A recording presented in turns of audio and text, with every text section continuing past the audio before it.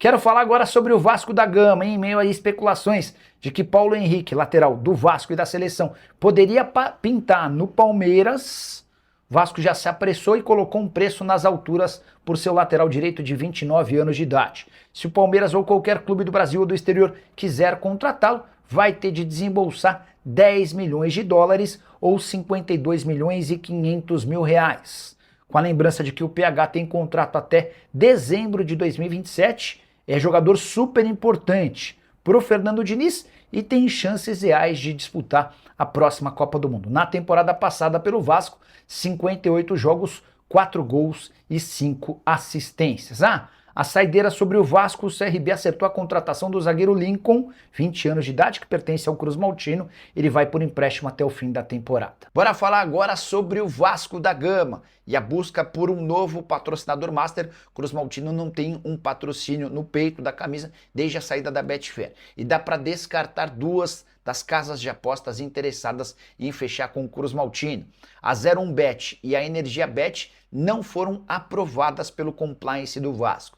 Tudo por conta da falta de garantias bancárias. O presidente Pedrinho não quer se associar a uma empresa que pode lá na frente não cumprir com as obrigações e os termos do contrato. E óbvio que faz falta não ter um patrocínio master. A gente está falando de 50, 60, até 70 milhões de reais por temporada, mas entre fechar correndo o risco de não receber ou ficar sem patrocínio master, o Vasco tem preferido essa segunda opção. Para falar agora sobre Maceió, atacante da Portuguesa, jogador de 22 anos de idade que faz mais um bom campeonato paulista. Titular absoluto da Luz, esteve nas 6 partidas com 2 gols marcados. Ele fez na vitória contra o São Paulo e na vitória contra o Velo Clube, resultados super importantes para permitir que a Lusa, em caso de vitória contra a Ponte Preta nesse sábado, se assegure na fase de mata-mata com uma rodada de antecedência. Pois bem, o Maceió tem chamado a atenção de clubes do Brasil e do exterior. Posso contar que já tem time da Europa, de prateleira média, interessado e propondo uma negociação com a Portuguesa. O jogador é monitorado por 2 times da Série A, além de uma série de outros times da Série B. O que está ficando meio definido é que dificilmente o Maceió disputará a 4ª divisão do futebol nacional. Você sabe, a Lusa, depois de participar do Paulistão, passa a competir na 4ª e última divisão nacional. A tendência é que o atleta seja emprestado ou vendido. A Portuguesa promete dificultar a saída do Maceió, por entender que ele é um dos principais valores da equipe.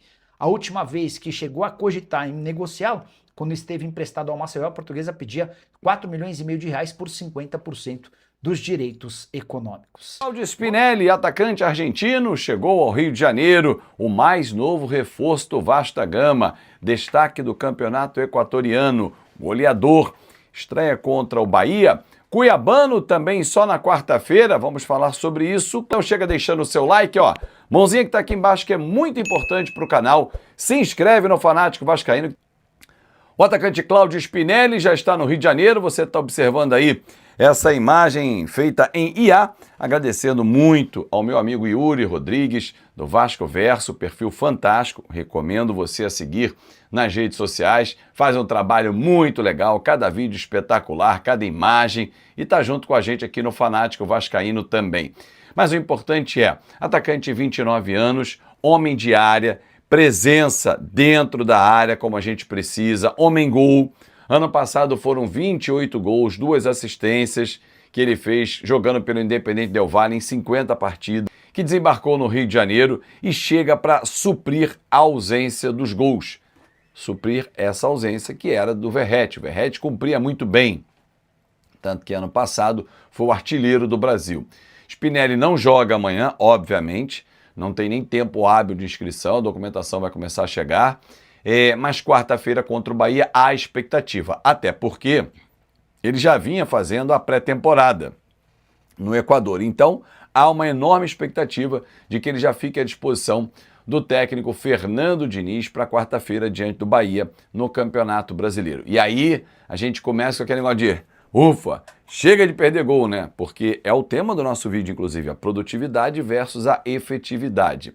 O time para amanhã é força máxima, a tendência é o Diniz colocar os jogadores que estão nas melhores condições, há apenas a dúvida, e o treinamento de hoje vai tirar essa dúvida, porque ontem o Paulo Henrique já participou da movimentação, então se ele hoje estiver ok, volta a equipe contra o Botafogo. Léo Jardim, Paulo Henrique ou Puma, Cuesta, Robert, Piton, Barros, Thiago, Coutinho, Andrés, Brenner e Nuno Moreira. Essa é a formação que deve entrar em campo amanhã. O Botafogo deve poupar alguns titulares, o time já está classificado. O Vasco, para não depender de ninguém, tem que vencer o Botafogo, mas se hoje o Flamengo, que precisa vencer para avançar às quartas de final, fazendo algumas contas, se o Flamengo vencer o Sampaio Corrêa, o Vasco amanhã já entra em campo classificado. Uma vergonha, porque o Vasco tem apenas 8 pontos em 15 disputados, né?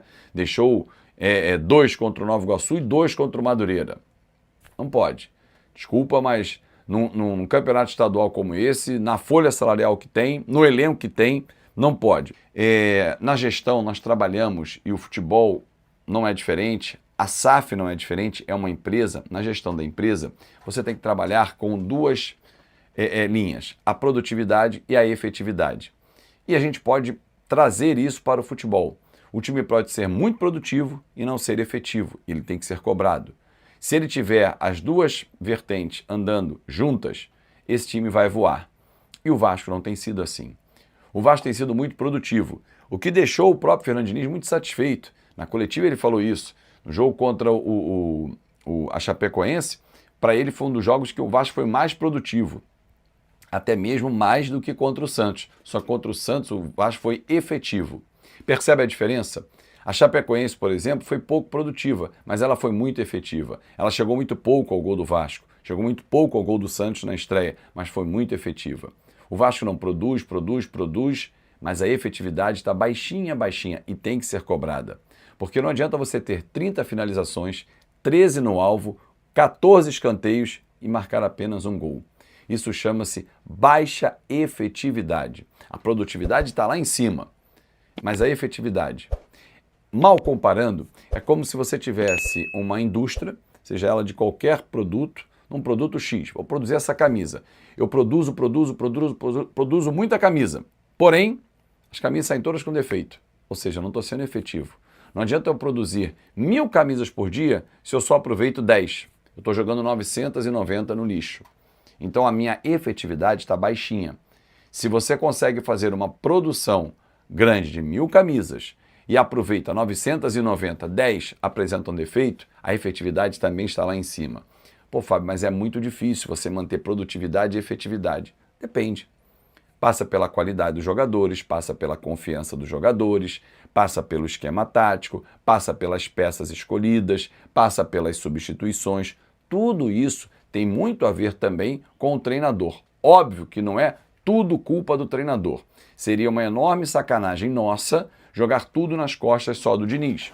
Né? Ele não entrou em campo, ele não perdeu o gol que o Brenner perdeu, ele não chutou fraco como o Coutinho chutou, ele não fez a falta boba que o Puma fez, ele não deixou espaço como o Hugo Moura deixou na marcação, ele não pulou atrasado e fraco como foi o Léo Jardim, ok. Mas as peças escolhidas por ele, os esquemas apresentados dentro de campo, né, as poucas variações, aí já são da conta do Fernando Diniz. Fernando Diniz e jogadores têm que ser cobrados sim pela direção.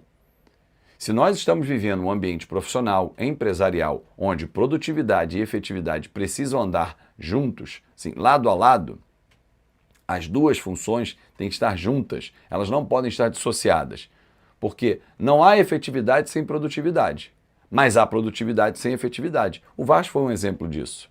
O jogo com a Chape é o claro exemplo disso.